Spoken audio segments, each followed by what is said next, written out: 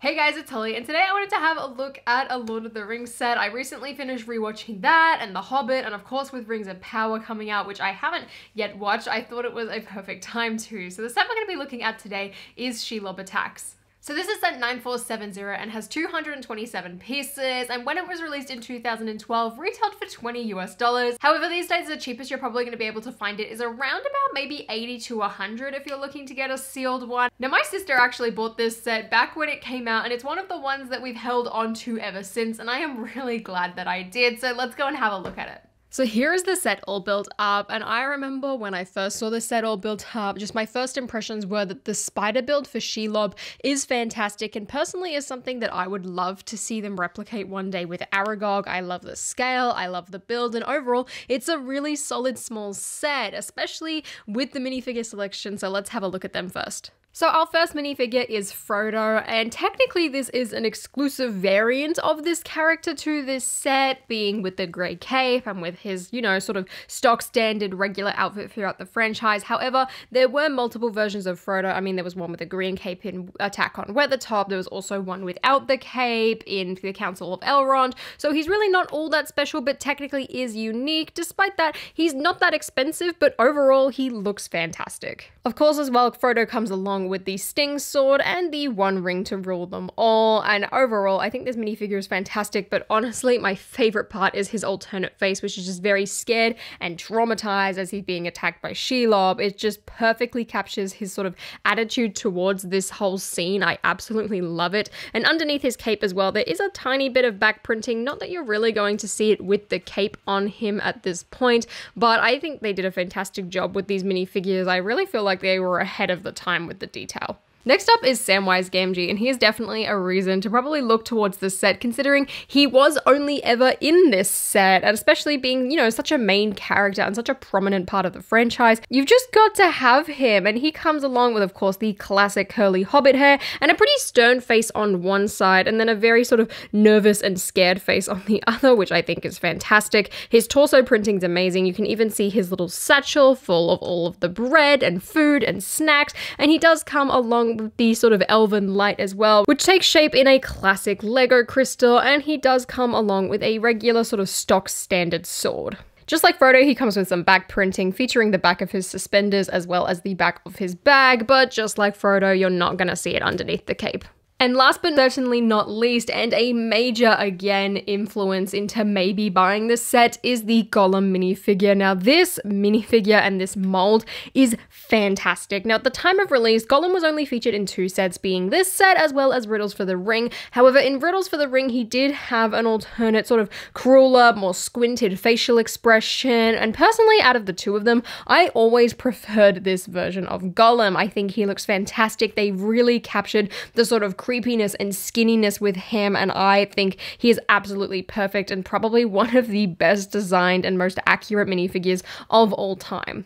The first aspect of the set I want to take a look at is the tiny little cave build. Now, please note that these vines are actually supposed to be in dark green. However, I cannot find any dark green vines for the life of me. I mean, this set has been in storage for me for quite a while. For all intents and purposes of the review, I have swapped it out to a bright green version, but do keep that in mind when sort of looking at this model. Now, overall, this cave build is very simple. I mean, it's just basically a ton of little slope pieces, but does have a tiny little play function here with some Technic rods where you can place Gollum or any real minifigure really and use it as a sort of catapult to throw them, which really isn't that special and doesn't really accurately represent the scene in Return of the King, but it's a pretty neat play feature. There's also a gap in it, I guess, where you can stick Gollum down and sort of have him watch Shelob attack Frodo and Sam from a distance, which is pretty neat, and I do like that inclusion. Overall, the side build doesn't really add a whole lot of value to the set, but I actually kind of like what we've got, even though it is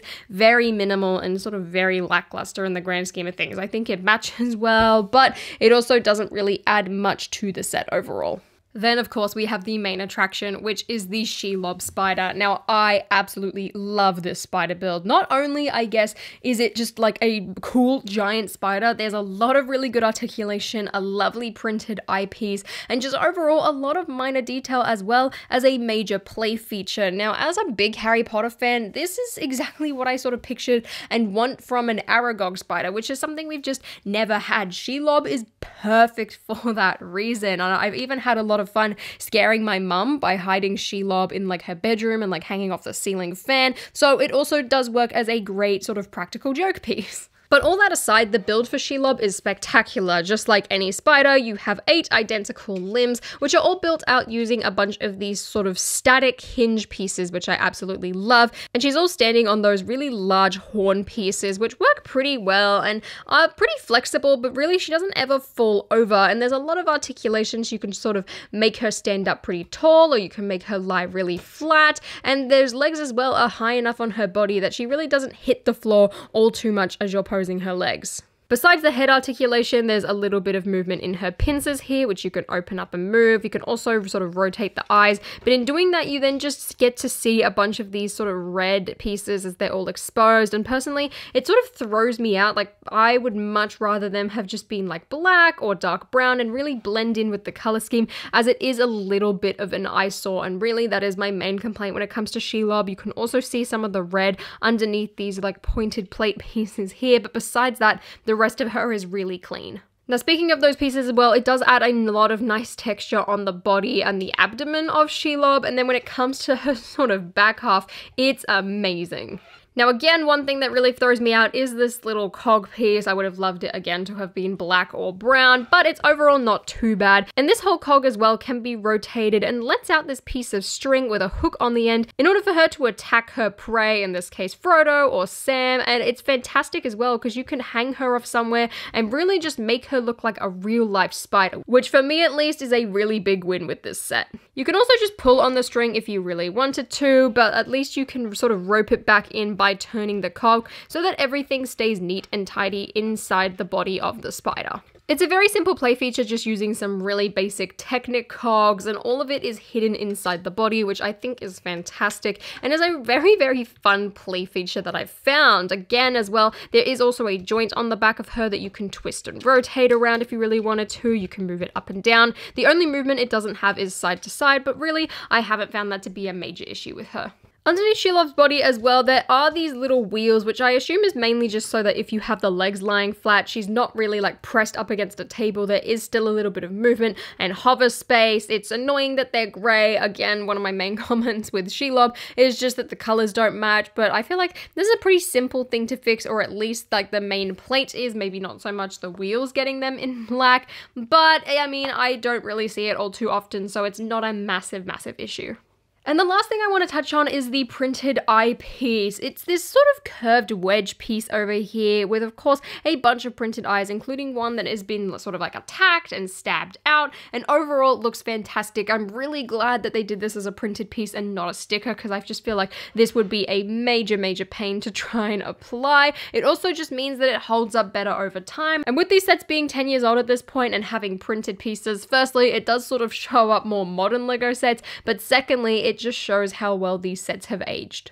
So that is the entire set, and at the time of release, I think this is great value, and even today with the aftermarket prices, I still feel like this is pretty good value for a Lord of the Rings set. It's definitely on the cheaper end on the aftermarket value when it comes to Lord of the Rings, which is fantastic considering you get an exclusive Sam and a sort of hard to find Gollum, and of course you get Frodo as well, the main character. I mean, if you were just going to get one Lord of the Rings set, I definitely recommend looking at this one. Overall, it's really solid. The build is amazing. I feel like it's overall just fantastic value and works really well as well with a bunch of other things. I mean, who doesn't want a giant spider? I could very well just be saying that because I'm a Harry Potter fan, but even the little side build has some pretty versatile pieces, not that you're going to get a lot out of it.